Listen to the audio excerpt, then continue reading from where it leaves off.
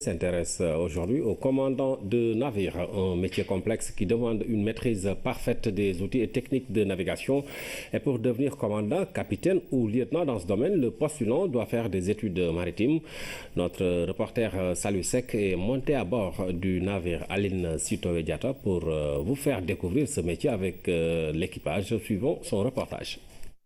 C'est toute une équipe qui assure le commandement du navire Aline Sitoé Diatta. Au total, ils sont plus d'une quarantaine de personnes autour du commandant Sen, l'autorité suprême à bord, qui assure la direction et la bonne marche du navire.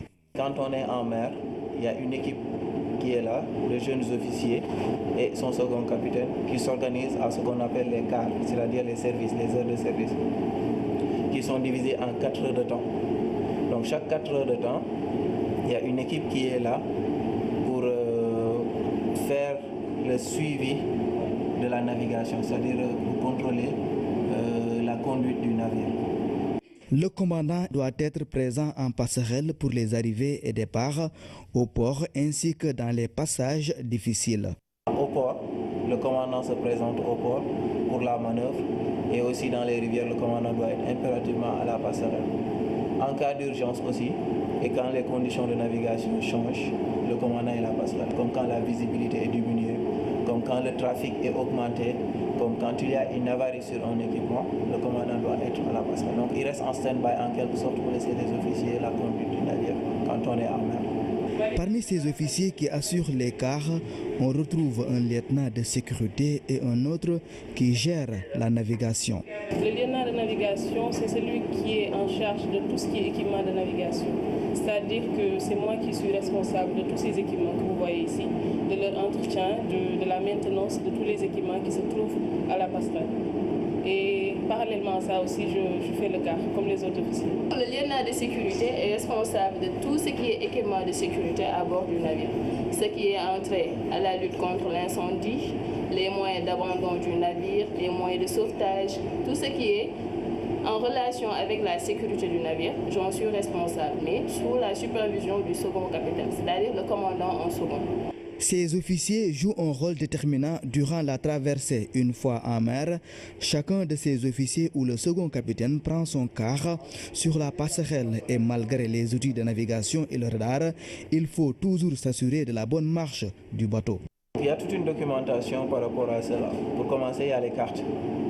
Il y a les cartes qui nous permettent de préparer notre voyage parce que tout doit être préparé à l'avance. C'est ce qu'on appelle le plan de traversée.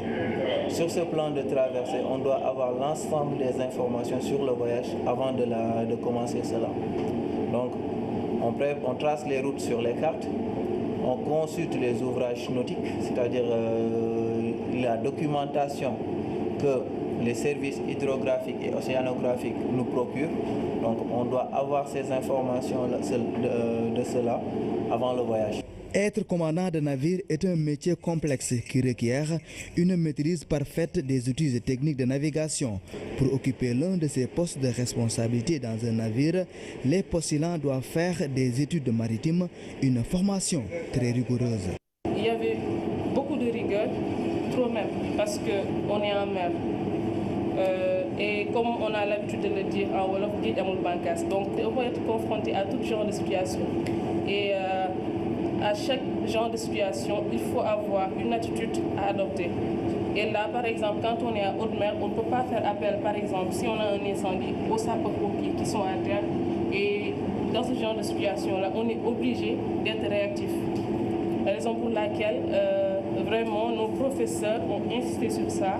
Et c'est ce que le commandant aussi essaie de nous inculquer, être rigoureux quand on est à bord.